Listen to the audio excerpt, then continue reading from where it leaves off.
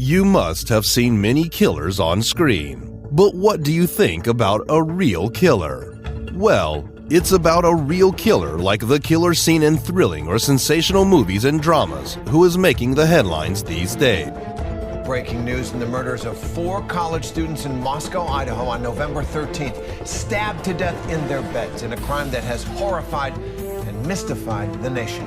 Bryan Kohberger, a 28-year-old criminology PhD student, was arrested for killing 4 murders of the University of Idaho students in November. He stabbed them to death in the home. So, what is inside and next for the investigation is very important to know. Let's move towards the depth and the update in this case. The killer. In the weeks after, 4 dead bodies were found inside an off-campus house in Moscow on November 13, 2022. This was very surprising. The dead bodies are of 4 students: Kaylee Goncalves, Madison Mogen, Xana Kernodle, and Ethan Chapin. The killing of 4 students and the finding of the dead body simultaneously was a very serious matter that was not so easy to understand. The more surprising thing was that a single dagger-like stab killed these people. According to a report, a few weeks before this murder, the doubtful man Bryan Kohberger was taking a criminology class at a college just a short drive away. A former classmate recorded his words by saying, "This graduate student seemed so engaged in that discussion." The subject was detailed research on the mindsets of criminals, and that was seemingly so captivated on Mr. Kohberger's mind. That's why he was participating with great interest. Why Mr. Kohberger had a deep interest in the psychology of criminals was a mystery in this case. According to some resources, Bryan Kohberger was suspected in the murders of thoroughly cleaning vehicles inside and outside, and he was also seen wearing surgical gloves many times. Bryan Kohberger is a murderer. Was it enough to say this? No, not at all. There was still a lot to know. Mr. Kohberger was born in suburban eastern Pennsylvania. He studied at Pleasant Valley High School in Brodheadsville. According to his former classmates, his peer recalled that he had an analytical mind, but he became cruel sometimes. Thomas Arndt was his befriend. He said that while riding the same school bus around 2009, their friendship ended in 2014. Another of his former class fellows said that Mr. Kohberger had a heroin addiction beginning in high school. So, in this way, his reputation was not good. The police were not able to catch the murderer. That's why the police faced mounting criticism from the students and local people when they felt as if the investigation appeared to be at a standstill. One more thing that came to know from Moscow police was that, according to the court documents, a team of local and state law enforcement officers was investigating this case meticulously through the holiday season to get access to the alleged killer. The layer of fear was spread around Moscow because last 7 years there was not even a single murder was recorded.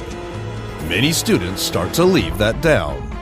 Police tried to satisfy the local public by saying targeted murders, so there was no threat to the community. Was that enough for this satisfaction? No, not at all. Students don't want to stay this down. According to the Moscow police, when they went to that house, they found the door to the off-campus residence open, and the dead bodies of Kaylee Goncalves, Madison Mogen, Xana Kernodle, and Ethan Chapin in rooms on the 2nd and 3rd floors of that house. There was lots of blood on the wall. There were stab wounds on all the dead bodies, seemingly from the same knife. 2 other ladies were also there simultaneously on the 3rd floor, but were not injured. That's why it could be said that they were targeted murderers. One victim was also found there to be defensive stab wounds on the hands. Investigators just learned that Kohberger received a new license plate from his Elantra 5 days after the murders. This was cleared by citing records from the Washington State Department of Licensing. At the spot of the murders, police found a tan leather knife sheath on the victim's bed, and the affidavit declares that, on its button strap, a single source of male DNA has been found. Now the matter becomes more complicated. At the end of last month, investigators recovered trash from Kohberger's home. That was sent to the Idaho State Lab to investigate. After testing the trash in the lab, The report clearly said that the DNA in the trash belonged to the biological father of the person whose DNA was found on the sheath. After the report, on December 29th, authorities requested an arrest warrant for Kohberger for these murders. The next day, the police went to the Kohberger family home. They broke down the door and broke through windows to get inside. Finally, the suspected man was arrested. Within 2 months, Mr. Kohberger would be the subject of a criminal investigation. Arrested on Friday at the home of his parents in Effort, Pennsylvania, and he was also ordered to appear at an extradition hearing on Tuesday to the court due to a charge with the murder of the 4 innocent Idaho students. But there was nothing more than it. Kohberger was moved into the Latah County Jail after being extradited from Pennsylvania.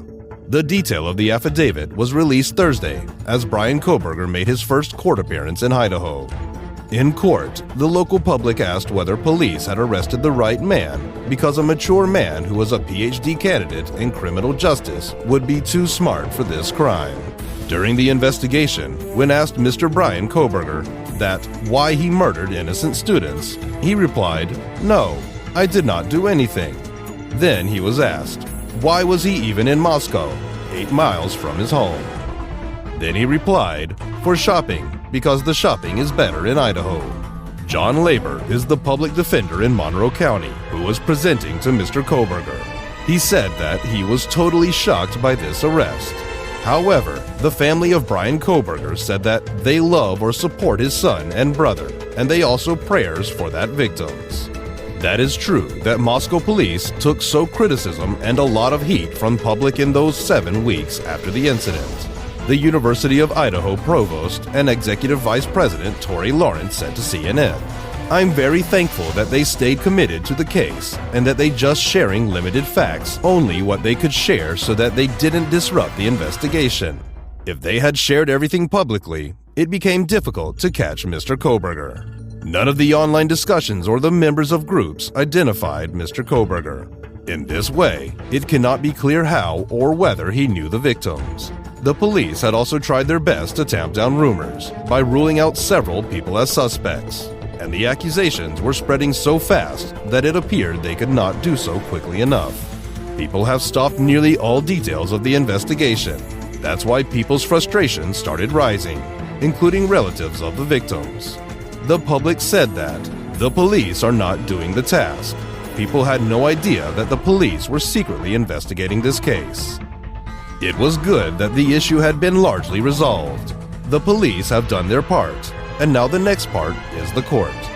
Now let's see what happens next to it. You have seen what's happened and what's going on. Thanks for watching this interesting video. If you like this video, please subscribe to our channel.